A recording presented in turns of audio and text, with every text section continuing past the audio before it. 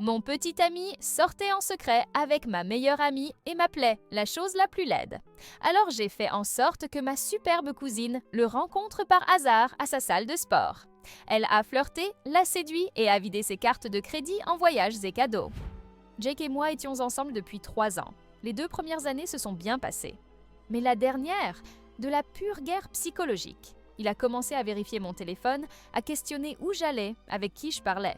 Il devenait jaloux de façon irrationnelle si des collègues masculins m'envoyaient tous des messages concernant le travail. Il faisait des blagues devant nos amis en insinuant que je n'étais pas fidèle. Quand je me fâchais, il disait que j'exagérais et que seules les personnes coupables se mettaient sur la défensive. Le pire, c'est que je ne l'ai jamais trompé, pas même de loin. J'étais complètement fidèle alors qu'il projetait son propre comportement sur moi. C'est Teresa qui l'a découvert en premier. Elle était ma meilleure amie depuis le lycée, pratiquement une sœur. Un soir, alors que Jake travaillait, elle est passée chez moi après que je lui ai raconté une nouvelle de ses accusations délirantes. Je lui ai montré des messages où il me demandait pourquoi j'étais rentrée avec 15 minutes de retard après les courses en insinuant que j'avais vu quelqu'un. Teresa a eu une drôle d'expression et m'a montré son téléphone. Le profil de rencontre de Jake, actif ce jour-là même. Sa bio disait qu'il était célibataire et qu'il cherchait à s'amuser. Teresa m'a avoué qu'elle le soupçonnait depuis des semaines. Une de ses amies avait eu une correspondance avec lui, mais l'avait reconnu comme étant mon petit ami grâce aux photos sur mes réseaux sociaux. Teresa avait réuni des preuves avant de m'en parler, car elle voulait être sûre qu'il ne s'agissait pas d'un malentendu. Ce soir-là, nous avons élaboré un plan. Teresa allait créer un faux profil pour essayer de matcher avec lui et voir jusqu'où il irait. Teresa a obtenu un match en quelques heures. Il n'a même pas hésité. Leurs échanges étaient abjects. Il lui a dit qu'il était célibataire, s'est plaint de son ex folle, moi, avec qui il essayait de rompre, mais qui ne comprenait pas les signes. Quand Teresa a demandé pourquoi il ne mettait pas simplement fin à la relation, il a écrit « Elle paie la moitié du loyer et fait toute la cuisine et le ménage. Pourquoi renoncer à ça avant de trouver mieux ?» Il a commencé à lui envoyer des captures d'écran de conversation avec d'autres filles qu'il voyait. Dans ces échanges, ils se moquèrent de moi. Ils m'appelaient « la créature la plus hideuse » et quelque chose de tellement répugnant aux yeux de ces femmes. Il y avait un message de Jake disant « J'ai presque envie de vomir quand elle essaie de m'embrasser ». Et une fille avait répondu « Tu es un saint de supporter ça. Moi, je serais partie depuis longtemps. » Jake a répondu « C'est compliqué, mais plus pour longtemps, je te le promets. » C'étaient des messages envoyés à plusieurs femmes, alors même qu'il m'accusait de le tromper. Alors même que je lui préparais ses plats préférés, que je faisais sa lessive et que j'essayais désespérément de lui prouver ma loyauté. Je ne l'ai pas confronté tout de suite. Teresa et moi avons décidé que nous avions besoin de plus que de simples preuves. Il nous fallait un plan, pas pour le récupérer, mais pour le détruire totalement. Pendant les semaines qui ont suivi, j'ai joué la petite amie parfaite, tandis que Teresa continuait à discuter avec lui via le faux profil. Je souriais quand il m'embrassait le matin pour me dire au revoir. Je continuais à lui préparer ses repas et à faire sa lessive. J'ai même présenté des excuses quand il m'a accusé de flirter avec le livreur qui venait littéralement de me remettre notre commande et était reparti. Et tout ce temps, je manigançais. Une nuit, Jake est rentré tard en sentant un parfum inconnu. Quand j'en ai parlé sans y mettre d'émotion, il est devenu furieux et a dit que j'étais paranoïaque et que peut-être je devrais parler à quelqu'un de mes insécurités. Il a suggéré que j'étais peut-être déprimée et que je n'étais pas moi-même ces derniers temps. J'ai juste souri et présenté des excuses, tout en ajoutant mentalement cela à ma liste de raisons pour lesquelles il méritait ce qui allait lui arriver. J'ai examiné nos finances. Nous avions un compte commun pour les factures, mais Jake avait aussi son propre compte d'épargne dont il était si fier. Il ne cessait de vanter sa discipline avec l'argent, comment il économisait pour notre avenir. Quelle blague! En regardant nos relevés bancaires, j'ai vu de grosses retraits les soirs où il prétendait travailler tard. Restaurants coûteux, factures d'hôtel, achats dans des boutiques de souvenirs. Là, j'ai su exactement où le frapper, son ego et son portefeuille. Je me suis souvenue de ma cousine Vicky. Tout le monde disait toujours qu'on se ressemblait, sauf qu'elle était la version plus jolie de moi, merci la famille. Elle avait les mêmes cheveux et yeux foncés que moi, mais était plus grande et avait une meilleure silhouette, comme ma mère ne cessait de me le rappeler. Elle avait été mannequin à l'université et tournait encore les têtes partout où elle allait. Et elle me devait une faveur après que je l'ai aidée à traverser une rupture vraiment difficile l'année dernière. J'ai appelé Vicky et Teresa pour une réunion d'urgence et je leur ai raconté toute la situation. Vicky était furieuse pour moi. Elle a dit que ce que Jake faisait était de la violence psychologique, pas juste de l'infidélité. Et elle avait raison. Teresa a montré à Vicky toutes les preuves qu'elle avait rassemblées et Vicky n'arrivait pas à croire qu'on pût être aussi cruel en faisant passer les choses comme si c'était la victime. À la fin de notre conversation de 3 heures, je n'étais plus seulement en colère. J'étais calculatrice, froide, prête. Cette nuit-là, en le regardant envoyer des textos avec ce petit sourire stupide sur le visage, probablement en train de dire à une autre femme à quel point j'étais dégoûtante tout en m'accusant d'écrire à quelqu'un, j'ai pris ma décision. J'avais mon plan.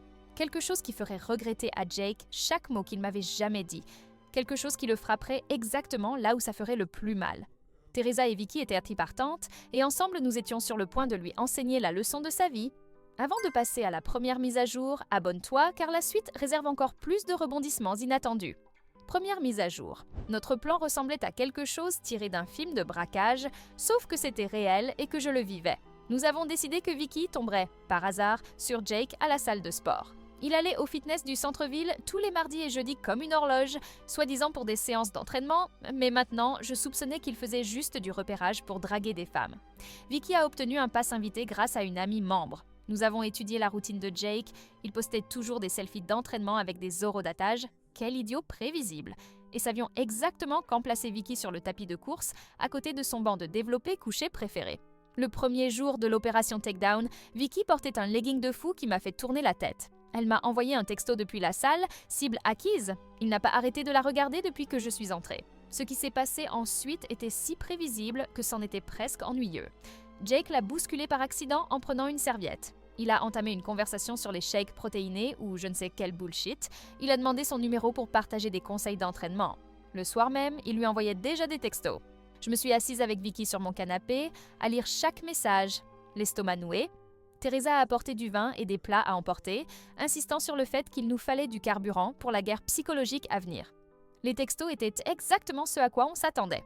Des compliments sur sa forme, des questions pour savoir si elle était célibataire, des suggestions de prendre un shake protéiné ensemble, et voici le clou du spectacle. Jake n'avait aucune idée que Vicky était ma cousine. On se ressemble, mais pas de façon évidente, sauf si on regarde vraiment, et Jake ne faisait plus vraiment attention à moi. Le plan était simple mais dévastateur. Vicky sortirait avec lui, le rendrait complètement accro, le ferait dépenser des sommes obscènes pour elle, puis un jour, nous révélerions tout. Pendant ce temps, je continuais à jouer la petite amie sans soupçon, tout en savourant secrètement de le voir creuser sa propre tombe financièrement et émotionnellement. Vicky et Jake ont eu leur premier rendez-vous 3 jours plus tard. Il m'a dit qu'il avait une soirée de travail ce soir-là. Je l'ai embrassé, lui ai souhaité de s'amuser, puis je suis immédiatement allée chez Teresa, où nous avons suivi toute la soirée grâce au récit en direct de Vicky par texto. Il l'a emmenée dans ce restaurant ridiculement cher où il ne m'avait jamais emmenée, malgré mes allusions pour y aller pour notre anniversaire. Vicky a dit qu'il avait commandé le vin le plus cher de la carte, qu'il s'était vanté de son job important et de son compte d'épargne. Il a même eu le culot de dire qu'il était pratiquement célibataire et qu'il raccrochait d'une relation sans avenir. Quand Vicky nous a envoyé un selfie depuis les toilettes du resto, j'ai failli vomir. C'était surréaliste de voir mon petit ami à un rendez-vous avec ma cousine pendant que j'étais assise sur le canapé de ma meilleure amie à manger du popcorn et à comploter une vengeance. Teresa n'arrêtait pas de me rappeler que tout cela prouvait à quel point il était un salaud et qu'il paierait bientôt pour tout, littéralement. Au cours des semaines suivantes, Jake est devenu obsédé par Vicky. Il a commencé à annuler nos projets pour la voir. Rentrant plus tard, avec ce sourire suffisant sur son visage, comme s'il avait un secret incroyable, tout cela pendant que Vicky me rapportait tout à moi et à Teresa. Les dépenses ont commencé modestement. Dîner, petits cadeaux, billets de concert. Mais Vicky était stratégique. Elle mentionnait des bijoux qu'elle aimait juste en passant, alors qu'il marchait devant un magasin. L'instant d'après, Jake dépensait 500 $ en boucles d'oreilles pour l'impressionner. Elle parlait d'un endroit pour une escapade d'un week-end qu'elle avait toujours voulu visiter, et soudain, Jake réservait des hôtels et faisait des plans. Le meilleur, Vicky laissait accidentellement ses cadeaux chez lui, affirmant qu'elle ne voulait pas les perdre, mais en réalité pour qu'il ne puisse pas les lui redemander plus tard. Puis elle me les apportait directement. J'avais maintenant une collection de bijoux coûteux, de sacs de créateurs, et même une putain de montre qu'il lui avait achetée, le tout acheté avec de l'argent qu'il prétendait économiser pour notre avenir. Quant aux voyages et aux expériences, Vicky avait un système. Elle faisait en sorte que Jake réserve tout avec sa carte de crédit. Puis elle trouvait une excuse pour laquelle elle avait besoin d'argent liquide pour sa moitié, ce qu'il refusait immédiatement parce qu'il essayait de l'impressionner. Puis, après le week-end, elle me faisait un Venmo de son argent amusant provenant de l'argent de Jake. Parfois, je l'utilisais pour moi-même, mais la plupart du temps, je le partageais avec Teresa et Vicky pour ce que nous appelions notre fonds de vengeance. Nous amassions une jolie petite somme. Un week-end, Jake m'a dit qu'il avait une conférence d'affaires dans une ville balnéaire à 2 heures de là. Ce qu'il avait en réalité, c'était un week-end romantique avec Vicky dans un complexe de luxe. Vicky l'a en quelque sorte convaincu qu'elle avait besoin de 800 $ d'argent de poche pour des soins au spa et du shopping. Il le lui a remis sans poser de questions. Cet argent a financé ma journée au spa avec Teresa dans un endroit local pendant qu'il était parti. Nous avons eu le grand jeu, massage, soins du visage, manucure, pédicure, tout aux frais de Jake. Nous avons même posté des photos, sachant que Jake ne regardait plus mes réseaux sociaux. Pendant tout ce temps, Jake devenait plus audacieux avec ses mensonges envers moi. Il a commencé à travailler tard 4 soirs par semaine, avait des voyages d'affaires le week-end. Une fois, il a même prétendu que sa mère était malade pour pouvoir emmener Vicky dans un complexe viticole. Sa mère m'a appelé ce même week-end pour me demander si nous voulions venir dîner. J'ai inventé une excuse à propos de Jake ayant une intoxication alimentaire. Maintenir ma part de la mascarade était épuisant. Je devais faire semblant que tout était normal, continuer à lui préparer ses repas, à faire sa lessive, à sourire quand il m'embrassait avec les mêmes putains de lèvres qu'il utilisait sur ma cousine. Les choses se sont compliquées quand Jake a commencé à parler à Vicky de son horrible petit ami, c'est-à-dire moi.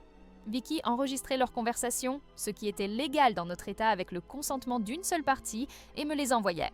L'entendre m'appeler désespérée, collante et totalement inconsciente me donnait envie de réduire sa vie en cendres. Le pire, c'est quand il a dit à Vicky qu'il avait hâte d'en finir avec ce poids mort, et que la seule raison pour laquelle il ne m'avait pas encore quittée était que c'était tellement pratique d'avoir quelqu'un pour partager les factures et faire toutes les tâches ménagères. Il m'a littéralement appelé son Roomba, qui paye aussi le loyer. Quand j'ai entendu cet enregistrement, j'ai brisé un verre contre le mur quand Jake n'était pas là. Teresa a dû venir m'aider à nettoyer avant qu'il ne rentre. Mais même à travers la douleur, les avantages de notre stratagème commençaient à s'accumuler. Vicky a convaincu Jake de lui acheter un nouvel iPhone parce que le sien s'éteignait sans arrêt. Elle me l'a immédiatement donné car mon écran était fissuré. Elle lui a fait acheter des chaussures de créateur à sa taille qui étaient en fait ma taille. Elle a même réussi à lui faire payer une retraite de yoga d'un week-end à laquelle elle n'a jamais participé. J'y suis allée avec Teresa à la place, riant tout le temps de la façon dont Jake finançait ma relaxation, tout en croyant que j'étais à la maison à faire sa lessive. Environ 2 mois plus tard, Vicky a commencé la phase 2 de notre plan. Elle a commencé à parler de son stress au travail, de la nécessité de vraies vacances. Elle a stratégiquement mentionné des endroits qu'elle avait toujours voulu visiter. Coïncidence, des endroits que j'avais mentionné vouloir aller. Une nuit, lors d'un rendez-vous avec Jake, elle a éclaté en fausses larmes en disant qu'elle n'avait jamais pu s'offrir de vraies vacances. Jake, essayant d'être le héros, a immédiatement proposé son aide. Avant la fin de la nuit, il avait réservé un week-end dans ce magnifique complexe de montagne à environ 3 heures de route. Toutes dépenses payées. C'est là que ça devient intéressant. La veille du voyage, Vicky a appelé Jake en sanglotant. Sa grand-mère était à l'hôpital et elle ne pouvait absolument pas partir ce week-end. Jake était dévasté, d'autant plus que la réservation était non remboursable. Vicky, étant la personne attentionnée qu'elle est, a suggéré qu'il fasse le voyage quand même puisqu'il avait travaillé si dur. Jake a accepté à contre-cœur. La minute où Jake m'a dit qu'il partait en voyage de pêche entre amis ce week-end-là, sa couverture pour moi, j'ai envoyé un SMS à Vicky et Teresa. Le plan était en marche. Vicky m'avait déjà secrètement donné les détails de la réservation. Dès que Jake est parti travailler le lendemain matin, j'ai fait mes valises, j'ai récupéré Teresa et nous sommes allés au même complexe que Jake avait réservé pour son week-end avec Vicky. Nous nous sommes enregistrés en utilisant la réservation que Jake avait payée. La réception n'a même pas sourcillé quand je leur ai donné ma carte d'identité. La réservation était au nom de Jake, mais ne précisait pas les noms des invités. Nous avons passé tout le week-end dans le luxe. Soins au spa, repas gastronomiques, randonnée avec un guide privé, tout grâce à la carte de crédit de Jake. Nous avons même commandé le service en chambre et l'avons facturé à la chambre. Pendant ce temps, Jake envoyait des SMS à Vicky pour lui dire à quel point il était déçu, mais qu'il en tirait le meilleur parti de son voyage de pêche avec des amis imaginaires. Nous avons pris tellement de photos ce week-end-là en faisant attention à ne pas les poster là où Jake pourrait les voir. Ces photos sont allées dans ce que nous avons appelé notre casier à preuves, le dossier que nous utiliserions finalement pour montrer à Jake à quel point il avait été dupé. Quand je suis rentrée à la maison dimanche soir, Jake était déjà là, me racontant tous les gros poissons que lui et ses amis avaient attrapés. J'ai hoché la tête et posé des questions, faisant semblant d'être intéressée tout en me repassant secrètement le souvenir de me prélasser dans un jacuzzi avec un verre de champagne coûteux qu'il avait payé. Le schéma a continué pendant 1 mois de plus. L'une de mes arnaques préférées était le système de cadeaux d'anniversaire.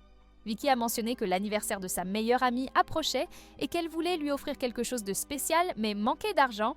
Jake a immédiatement proposé son aide. Il a fini par acheter un sac de créateur coûteux que Vicky avait choisi qu'elle m'a rapidement donné pour mon anniversaire, qui était en fait la semaine suivante. J'ai porté ce sac partout, y compris lors de mes rendez-vous avec Jake. Il m'a fait un compliment une fois, disant qu'il avait l'air cher. J'ai juste souri et dit que Teresa me l'avait offert. Techniquement, ce n'était pas un mensonge. Son compte d'épargne diminuait et il avait commencé à se plaindre à moi de dépenses inattendues au travail et du fait que nous devrions peut-être nous serrer la ceinture pendant un certain temps. L'audace. Pendant ce temps, les choses entre Jake et Vicky devenaient plus sérieuses de son point de vue. Il a commencé à parler de la présenter à ses amis, peut-être même à sa famille. Vicky a habilement détourné le sujet, le gardant toujours à cette distance parfaite, assez proche pour qu'il continue à dépenser de l'argent pour elle, mais pas si proche que leur relation ne progresse de manière significative. Ce que Jake ne savait pas, c'est que nous préparions quelque chose de grand. Vicky avait commencé à semer des graines sur des vacances de luxe dont elle avait toujours rêvé, un complexe tropical avec des bungalows privés sur l'eau, des endroits où les chambres coûtent comme 1 000 $ la nuit. Jake a mordu à l'hameçon comme prévu, il a commencé à chercher des options, essayant de trouver comment se les offrir. C'est à ce moment-là que nous avons découvert qu'il avait transféré de l'argent de notre compte joint vers son compte privé pour financer sa double vie. De l'argent qui était censé servir à payer nos factures, notre avenir. Il me volait pour courtiser ma cousine. Trouver ces transferts, c'était comme recevoir un coup de poing dans l'estomac encore une fois, mais cela m'a aussi rendu plus déterminée que jamais à finir ça. Alors que le 3e mois de notre stratagème touchait à sa fin, Jake planifiait ses vacances extravagantes, vidant son compte d'épargne pour les dépôts et achetant de nouveaux bagages et des tenues tropicales ridicules. Il ignorait que tout cela menait à la phase finale de notre plan. Mais nous n'étions pas encore tout à fait prêtes à tendre le piège. Pas encore. Nous avions au moins 1 mois de plus pour le faire payer. Littéralement. Le meilleur, il n'avait aucune idée de ce qui allait arriver. Il pensait toujours que j'étais complètement inconsciente, que je préparais toujours ses repas et faisais sa lessive comme la petite amie parfaite. Il croyait toujours que Vicky tombait amoureuse de lui aussi fort qu'il tombait amoureux d'elle. Il croyait toujours qu'il contrôlait la situation. Mais le contrôle était entièrement le nôtre. Et bientôt, très bientôt, il allait apprendre à quel point il avait été dupé. 2e mise à jour. Le 4e mois de l'opération Détruire le compte bancaire de Jake fut le moment où les choses sont devenues vraiment intéressantes. À ce stade, Vicky avait Jake tellement sous son emprise qu'il commençait à être négligent avec ses mensonges envers moi. Il travaillait tard, mais oubliait d'envoyer un SMS pour dire qu'il ne serait pas à la maison pour le dîner. Il laissait des reçus dans ses poches que je trouvais en faisant la lessive. Une fois, il m'a même appelé par le nom de Vicky alors qu'il était à moitié endormi. J'ai dû me mordre la langue si fort que j'ai eu le goût du sang. Pendant ce temps, notre fonds de vengeance avait atteint près de 4 000 $ en espèces grâce à tout l'argent que Vicky lui avait soutiré et partagé avec nous. Teresa en avait également bénéficié. Nous nous relayions pour les forfaits de spa et les cartes cadeaux de restaurant que Vicky lui obtenait. Un soir, Jake est rentré à la maison, l'air stressé. Il m'a assise pour une discussion sérieuse sur nos finances. Apparemment, il rencontrait des problèmes temporaires de trésorerie et avait besoin que je couvre une plus grande partie de nos dépenses partagées pendant un certain temps. Pourrais-je éventuellement payer le loyer entier le mois prochain au lieu de juste ma moitié? Et peut-être aussi m'occuper des charges? Il a promis qu'il me rembourserait une fois que sa prime de travail arriverait. J'ai failli craquer à ce moment-là. Cet imbécile dépensait des milliers pour ma cousine tout en me demandant de couvrir ses dépenses de base. Mais j'ai gardé mon calme, j'ai hoché la tête avec sympathie et j'ai accepté d'aider. Quel choix avait sa petite amie naïve? Dès qu'il a quitté la pièce, j'ai envoyé un SMS à Vicky et Teresa. Phase. L'escalade commence maintenant. Le lendemain, Vicky a appelé Jake en pleurs. Sa voiture était en panne et elle avait besoin de 600 $ pour les réparations dès que possible. Jake, malgré le fait de m'avoir dit qu'il était fauché, a somehow trouvé l'argent en quelques heures. Vicky a pris l'argent, l'a remercié profusément, puis l'a partagé avec moi et Teresa. Nous sommes allés faire du shopping pendant que sa voiture parfaitement fonctionnelle était garée dans le parking des invités de mon complexe d'appartements. Mais la véritable mine d'or était la planification des vacances tropicales. Vicky avait convaincu Jake de réserver ce complexe ridiculement cher à Bora Bora. Jake avait du mal à trouver l'argent, mais Vicky continuait à lui envoyer des photos de l'endroit, lui disant que ce serait la semaine la plus romantique de leur vie. J'ai observé de l'ombre comment Jake a commencé à vendre des choses pour financer ce voyage. Sa précieuse collection de guitares vintage qu'il ne m'aurait jamais laissé toucher s'est vendue sur eBay. La montre coûteuse que son grand-père lui avait laissée a été mise en gage. Ses investissements en crypto, dont il était si fier, ont été liquidés à perte. Tout cela en me disant que nous devions réduire les luxes comme mon putain de café du matin et mon abonnement, Netflix. Un soir, alors que Jake était sous la douche, j'ai vérifié son téléphone et j'ai vu qu'il avait contracté un prêt personnel de 15 000 $. La folie absolue. S'endetter pour une femme qu'il connaissait depuis moins de 4 mois, tout en disant à sa petite amie de 3 ans que nous devions économiser. Pendant que tout cela se passait, je préparais tranquillement ma stratégie de sortie. J'avais trouvé un nouvel appartement avec l'aide de Teresa, abordable et bien sécurisé. J'y avais déplacé mes documents importants et mes objets sentimentaux petit à petit. J'avais commencé à rediriger mon courrier vers une boîte postale. J'avais même ouvert un nouveau compte bancaire dans une autre banque où Jake n'avait aucune connexion. Le stress de maintenir la mascarade commençait à me peser. Cependant, jouer la petite amie solidaire et inconsciente tout en regardant Jake détruire ses finances pour une autre femme, même si cette femme était ma cousine travaillant en mon nom, était épuisant. Certaines nuits, je restais éveillée à côté de lui, combattant l'envie de lui crier au visage à quel point il était un salaud pathétique et déloyal. Teresa a remarqué que j'avais du mal et a suggéré que nous nous offrions une journée de bien-être mental, en utilisant une partie de l'argent de notre fonds de vengeance. Nous avons réservé une journée dans ce magnifique complexe de sources chaudes à environ 1 heure de la ville. L'ironie ? C'était un endroit où Jake m'avait promis de m'emmener pour notre anniversaire, mais il avait prétendu que nous ne pouvions pas nous le permettre. La journée aux sources chaudes était exactement ce dont j'avais besoin. Me prélasser dans les piscines minérales, me faire masser, boire du champagne à 11 h du matin, tout en sachant que Jake était au travail, stressé par l'argent, complètement inconscient qu'il finançait ma relaxation. C'était comme une justice poétique. Quand je suis rentrée chez moi ce soir-là, Jake était déjà là, ce qui était inhabituel. Il avait l'air nerveux, faisant les 100 pas dans le salon. Mon cœur s'est serré. Avait-il découvert notre plan ? Mais non, c'était tout autre chose. Il m'a fait asseoir et m'a dit qu'il avait sérieusement réfléchi à notre relation. C'était ça. Il allait rompre avec moi. Après tous ces mois de tromperie et de mensonges, il allait enfin mettre fin aux choses pour pouvoir être ouvertement avec Vicky. J'ai préparé mon faux visage surpris, répétant déjà mentalement comment j'appellerais Vicky et Teresa la minute où ils partiraient pour leur dire que nous devions accélérer notre calendrier. Mais ce n'est pas du tout ce qui s'est passé. Au lieu de cela, cet imbécile délirant s'est agenouillé et a sorti un écrin de bague, une putain de bague de fiançailles. Il a commencé à dire qu'il avait été distant ces derniers temps parce qu'il traversait des problèmes personnels, mais qu'il avait réalisé que j'étais celle avec qui il voulait passer sa vie. Que parfois les gens n'apprécient pas ce qu'ils ont avant de le perdre presque, qu'il voulait que nous repartions de zéro. J'étais littéralement sans voix. C'était son plan, me lier par des fiançailles tout en continuant à voir Vicky en douce, ou prévoyait-il de rompre avec elle ? Quoi qu'il en soit, c'était le geste le plus pathétique et désespéré que je pouvais imaginer. La bague était minuscule, bien loin des promesses qu'il avait faites. J'ai compris qu'il était pire financièrement que prévu. Figé, j'ai pesé mes options. Dire oui pour gagner du temps ou dire non et tout finir trop tôt. J'ai choisi la vengeance. J'ai éclaté en sanglots, partiellement vrai, surtout de rage, et j'ai demandé du temps pour réfléchir, prétextant d'être blessé. Jake, écrasé, a proposé que j'aille chez mes parents quelques jours. Parfait, il voulait me faire partir pour prendre Vicky. Je suis allée chez Teresa et appelé Vicky. Nous étions sidérés. Qui demande une femme en mariage tout en planifiant des vacances amoureuses avec une autre ? Nous avons décidé d'exploiter la situation. Vicky jouerait la capricieuse pour pousser Jake financièrement. Moi, je le ferais mijoter sur la proposition pendant que je préparais mon plan d'évasion. Pendant 1 semaine, j'ai séjourné chez Teresa tout en gardant un contact quotidien avec Jake. « J'y pense.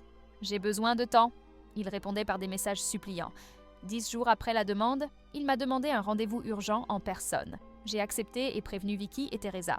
Teresa a équipé un micro pour qu'elles écoutent depuis la voiture si besoin. À la rencontre, Jake n'a pas parlé de notre stratagème mais d'argent. Il a avoué être en grave difficulté, carte de crédit épuisée, prêt, dette. Il voulait que je contracte un prêt à mon nom pour consolider ses dettes, promettant de rembourser et présentant cela comme le début de notre vie commune. Son culot me laissait sans voix. J'aurais pu m'emporter, mais j'ai demandé du temps, prétextant que c'était une décision énorme. Il est parti désespéré. Dès que j'ai rejoint les autres, nous avons éclaté de rire devant l'audace de cet homme. Vicky lança la phase suivante. Elle dirait à Jake avoir reçu un bonus et pouvoir payer sa part du voyage, à condition qu'il finalise les réservations. Bien sûr, elle ne le ferait jamais. Jake réserva tout pour Bora Bora, empruntant même à son frère. Non remboursable, tout sous leurs 2 noms. Le départ était prévu dans 2 semaines. Il nous restait 12 jours pour exécuter la phase finale. Ces jours furent des stressants mais exaltants. Jake devenait obsédé par l'argent, m'envoyant des messages suppliants au sujet du prêt. « C'est notre avenir », écrivait-il. L'audace quand il planifiait des vacances de luxe avec Vicky. J'ai accepté un dîner pour discuter. J'ai choisi le restaurant de notre premier rendez-vous. Je me suis préparée avec soin. Cheveux parfaits, robe rouge. En me voyant, Jake eut l'air soulagé, espérant que tout s'arrange. Pendant le repas, il scrutait ma main gauche, notant l'absence de la bague de fiançailles. J'ai alors lâché la première bombe. Je pouvais obtenir un prêt de 25 000 $. Son visage s'est illuminé.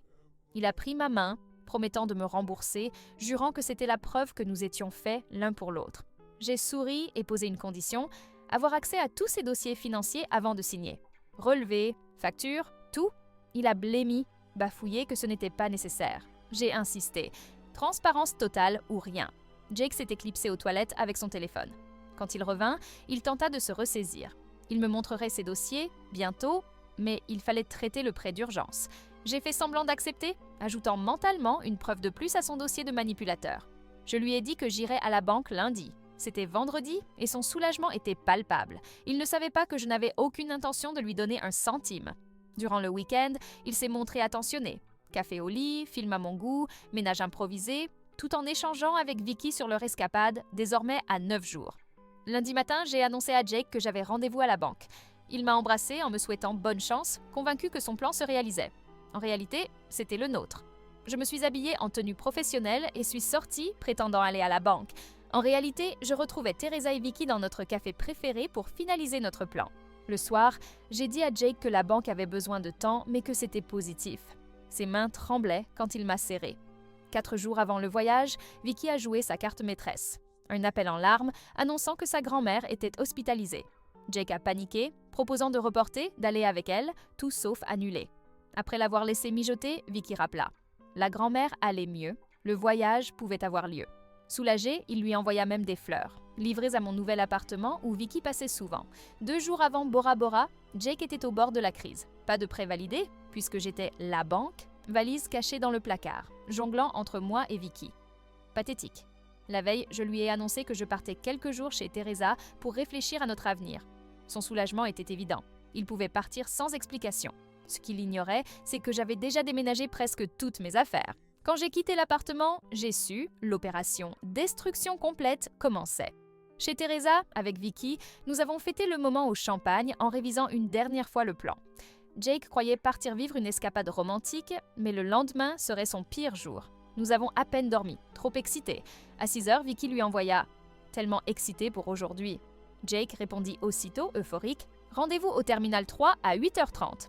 À 7h, nous l'avons vu partir avec sa valise via l'appli de sécurité, plus heureux qu'il ne l'avait été depuis des mois. Dès sa voiture sortie, nous avons foncé à l'aéroport, non pour voyager, mais pour assister au spectacle. Installés dans un café avec vue sur l'enregistrement, nous avons regardé Jake arriver à 8h25, nerveux, envoyant des messages à Vicky. À 8h45, juste avant le comptoir, Vicky lui a envoyé le message préparé. Un selfie de nous trois, souriante, majeur levée. En dessous, surprise, enfoiré. Profite de tes vacances à 17 000 $ pour une personne. Ta petite amie, c'est tout. Nous avons regardé depuis notre cachette Jake recevoir le message. Il s'est figé au milieu de la file d'enregistrement, fixant son téléphone. Son visage est passé de la confusion au choc à l'horreur en quelques secondes. Il a regardé autour de lui comme s'il s'attendait à nous voir. Il a essayé d'appeler Vicky immédiatement, tombant directement sur la messagerie vocale car elle avait bloqué son numéro. Il a essayé de m'appeler, même résultat. Jake est sorti de la file, toujours en train de regarder son téléphone avec incrédulité.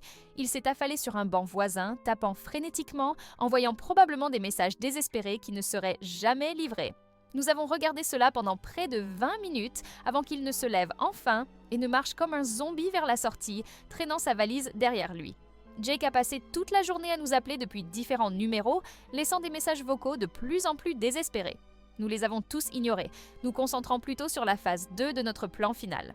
J'avais également laissé une lettre soigneusement rédigée sur la table de la cuisine détaillant exactement ce que nous savions, ainsi que des copies imprimées de certains de ses pires messages à mon sujet, y compris ceux où il m'appelait la chose la plus hideuse et son Roomba qui payait aussi le loyer. La lettre expliquait que s'il me contactait à nouveau ou Vicky avec des menaces ou du harcèlement, le dossier complet des preuves serait envoyé à ses parents, à son patron et publié publiquement. Tout cela était-il strictement nécessaire? Probablement pas. Était-ce délicieusement satisfaisant après des mois de son abus psychologique et de ses tromperies? Absolument. Ce soir-là, Jake s'est présenté à l'appartement pour découvrir qu'il ne pouvait pas entrer. La caméra de sécurité a filmé sa crise dans le couloir alors qu'il réalisait à quel point il avait été berné. Au cours des jours suivants, Jake a traversé toutes les émotions possibles. Il a envoyé des emails implorant le pardon, puis des emails en colère nous traitant de folles salopes, puis des emails pitoyables expliquant qu'il perdrait son emploi s'il ne pouvait pas rembourser ses dettes. Exactement une semaine après l'incident de l'aéroport, nous avons exécuté la dernière partie de notre plan. Vicky, Teresa et moi avons réservé une magnifique station thermale locale pour le week-end, payée avec le reste de nos fonds. Pendant que nous nous prélassions dans les jacuzzis et recevions des massages, nous avons chacune posté une seule photo sur nos comptes de médias sociaux. Comme prévu, cela a déclenché une nouvelle série de messages désespérés de Jake, utilisant maintenant le téléphone de son frère puisque nous avions bloqué tous ses numéros. Il ne pouvait pas comprendre comment nous pouvions être si cruels et sans cœur. Il affirmait que ce qu'il avait fait n'était pas si grave comparé à la façon dont nous avions détruit sa vie. Le manque de conscience de soi était vraiment spectaculaire. Au cours du mois qui a suivi, Jake a essayé diverses tactiques pour me contacter. Il a même envoyé une lettre à la maison de mes parents. Ils me l'ont transmise sans l'ouvrir. Ce qu'il n'a pas fait, c'est rembourser l'argent qu'il a pris de notre compte joint, ni expliquer à sa famille et à ses amis pourquoi il a soudainement dû retourner vivre chez ses parents à 30 ans. Quant aux conséquences financières, Jake travaille apparemment 2 emplois pour essayer de rembourser ses dettes. Les forfaits vacances, les vols et les réservations d'hôtels étaient tous non remboursables, comme Vicky l'avait insisté lors de la réservation. Son score de crédit est détruit. Ses économies ont disparu. Pendant ce temps, je m'épanouis dans mon nouvel appartement. J'ai été promue au travail. Je porte des vêtements de marque et des bijoux que Jake a techniquement payés. Je prévois de vraies vacances avec Teresa et Vicky l'été prochain, que nous paierons avec notre propre argent. Car nous ne sommes pas des tricheuses pathétiques qui doivent manipuler les gens pour obtenir ce que nous voulons. La semaine dernière, Jake s'est présenté à mon immeuble à 3 heures du matin, clairement ivre, pleurant devant ma caméra de sonnette en disant qu'il avait fait la plus grosse erreur de sa vie et qu'il ferait n'importe quoi pour une autre chance. J'ai regardé la diffusion en direct depuis mon téléphone, confortablement installé dans mon lit, et j'ai fait la seule chose raisonnable. J'ai envoyé la vidéo à Vicky et Teresa pour que nous puissions toutes en rire ensemble, puis je l'ai transmise à la sécurité de l'immeuble pour qu'il soit expulsé de la propriété. 20 appels manqués plus tard, il a finalement abandonné. J'ai dormi comme un bébé cette nuit-là, sachant qu'il souffrait pendant que je m'épanouissais absolument. Mes amis, c'est ce que l'on appelle le karma, et c'est magnifique. Si cette histoire t'a plu et que tu veux encore plus d'histoires Reddit choquantes, abonne-toi maintenant et ne rate pas les prochaines. Psalms Parbisan.